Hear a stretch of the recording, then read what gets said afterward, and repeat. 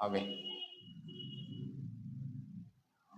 তো দেখো কি বলছে বলো তো ভাইয়া, যে 1 কেজি চুনাপাথর, এই চুনাপাথরকে তুমি গাঢ় হাইড্রোক্লোরিক অ্যাসিডে দ্রবীভূত করছো, দ্রবীভূত করে কত কার্বন ডাই অক্সাইড উৎপন্ন হবে এসটিপিতে। তো তুমি বুঝতে পারছো চুনাপাথর মানে কি বলতো, ক্যালসিয়াম কার্বনেট। তো ক্যালসিয়াম কার্বনেট তুমি হাইড্রোক্লোরিক অ্যাসিডের সাথে বিক্রিয়া করাইছো, বিক্রিয়া করলে কার্বন ডাই অক্সাইড উৎপন্ন হবে তোমাকে বলছে। তো তুমি বিক্রিয়াটা লিখো, বিক্রিয়াটা লিখতে বলতে হবে, বিক্রিয়াটা লিখো ক্যালসিয়াম কার্বনেট, ক্যালসিয়াম কার্বনেটের সাথে হাইড্রোক্লোরিক অ্যাসিডের বিক্রিয়া করাইছো। তো বিক্রিয়া করলে কি হবে বলতো, বিক্রিয়া করলে তুমি জানো এই যে ক্যালসিয়াম ক্লোরাইড হবে, ক্যালসিয়াম ক্লোরাইড, কার্বন ডাইঅক্সাইড এবং পানি উৎপন্ন হবে। এই কার্বন ডাইঅক্সাইড এবং পানি উৎপন্ন হবে, ঠিক আছে, কার্বন ডাইঅক্সাইড পানি উৎপন্ন হবে। তো দেখো তো ইসে হয়েছে কিনা, এখানে সমান্তরাল হয়েছে কিনা আমাকে বলো, দেখো সমান্তরাল হয়েছে কিনা। অক্সিজেন এখানে কয়টা, এই দুইটাকে তিনটা, অক্সিজেন এখানে তিনটা, ঠিক আছে। ক্যালসিয়াম কয়টা, ক্যালসিয়াম হচ্ছে এখানে একটা, ওইখানেও একটা। ক্লোরিন দুইটা, দেখো তো এখানে ক্লোরিন কয়টা, একটা। তার মানে এখানে জামাল হয়ে গেছে না, তাহলে এখানে কত দিতে হবে, 2 দিতে হবে, ঠিক আছে। বা এটা আরো সহজে বের করা যায়, যে একটা তুল্য সংখ্যা আরেকটা তুল্য সংখ্যার সাথে গুণ করলে, যেমন এই ক্যালসিয়াম কার্বনেটের তুল্য সংখ্যা 2, কিভাবে বের করতে আমি পড়াইছিলাম। 2 হাইড্রোক্লোরিক অ্যাসিডের তুল্য সংখ্যা 1, 2 ওর 2 ওর কাছে গেছে, ওর 1 ওর কাছে আছে, তো ইয়ে হয়ে গেছে, সমাধান হয়ে গেছে, ঠিক আছে।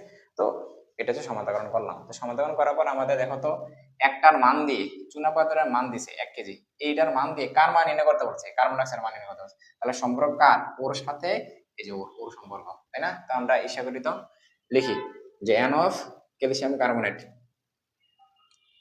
N of calcium carbonate divide by কত, সামনে কি আছে 1, ইকুয়াল, ওই যে দেখো এন অফ কার্বন ডাইঅক্সাইড, সামনে সামনে কি আছে 1, তো 1 1 মানে তো 1, তাই না। আলটিমেটলি কি হবে বলতো, এখন আমরা এই ক্যালসিয়াম কার্বনেট কি দেওয়া আছে, ভর দেওয়া আছে। তো ভর দেওয়া থাকলে এর জন্য কি লিখবো, W by M, W by M নিচে 1 আছে লিখলাম না, তো ডব্লিউ বাই এম লিখলাম, এটা কার, ক্যালসিয়াম কার্বনেটের, ক্যালসিয়াম কার্বনেট ইকুয়াল এই কার্বন ডাইঅক্সাইড, কার্বন ডাইঅক্সাইড কার, এই যে বের করতে বলছে, তাই না। এসটিপিতে, এসটিপিতে যখন বের করতে হবে তখন সূত্র কি, বি এসটিপি বাই 22.4, 22.4, এটা কার, এটা হচ্ছে কার্বন ডাইঅক্সাইড, ওকে। তো নিচে 1 আছে, 1 আর লিখলাম না। এখন ডব্লিউ এর মান কত, 1 কেজি, 1 কেজি মানে কত গ্রাম, 1000 গ্রাম। তোমরা জানো আমরা কেমিস্ট্রিতে হচ্ছে গ্রাম এককে ব্যবহার করি। এম এর মান কত, ক্যালসিয়াম কার্বনেটের কত আসবে, ক্যালসিয়ামের 40, কার্বনের 12, অক্সিজেন হচ্ছে 48, মোট দেখবে 100 আসে, তো নিচে হচ্ছে 100 ইকুয়াল, বি এর মান তো বের করতে বলছে, তো বি এমনি থাকলো, নিচে কত 22.4, বি এমনি বিএসটিবি লিখবে আর কি। তাহলে এখন সুতরাং দেখো কাটাকাটি যায়, কাটাকাটি যায়, উপরে কি থাকে 10 থাকে, তাহলে 224 লিটার, সুতরাং বিএসটিপি কার্বন ডাইঅক্সাইডের কত, 224 লিটার। বুঝতে পারছি না কথা, বুঝতে পারছি না, এটাই হচ্ছে তোমার আনসার, এটাই হচ্ছে তোমার আনসার। আমরা জাস্ট হচ্ছে স্টকিওমেট্রির ফর্মুলাটা অ্যাপ্লাই করলে খুব বড় বড় ম্যাথ আমরা খুব সহজে করে ফেলতে পারি, ঠিক আছে।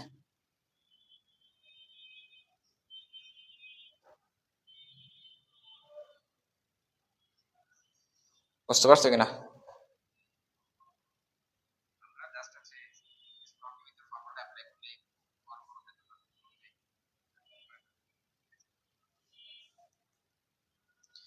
তো ভাইয়া চেষ্টা করছি যে মোটামুটি দ্রবণের লঘুকরণ যে কনসেপ্টটা, দ্রবণের লঘুকরণ এবং যে স্টকিওমেট্রির যে ফর্মুলা, এই টাইপগুলো আমরা মোটামুটি পড়াশোনা করার চেষ্টা করছি, ঠিক আছে। তো এখান থেকে আরো প্রচুর ডিপে যাওয়া যায়, হ্যাঁ। তো যতটুকু একাডেমিকের জন্য যতটুকু দরকার ভাইয়া, ততটুকু তোমাদের অল্প সময়ের মধ্যে যতটুকু সম্ভব ভাইয়া পড়ানোর চেষ্টা করছি, ঠিক আছে।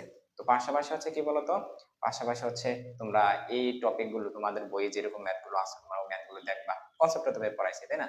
তো এছাড়াও যদি তোমাদের আরো কোনো ম্যাথমেটিক্যাল প্রবলেম সলভ করা লাগে ভাই, অবশ্যই ক্লাস নিয়ে বসবে, এটা নিয়ে কোনো সমস্যা নাই, কেমন, এটা নিয়ে কোনো সমস্যা নাই।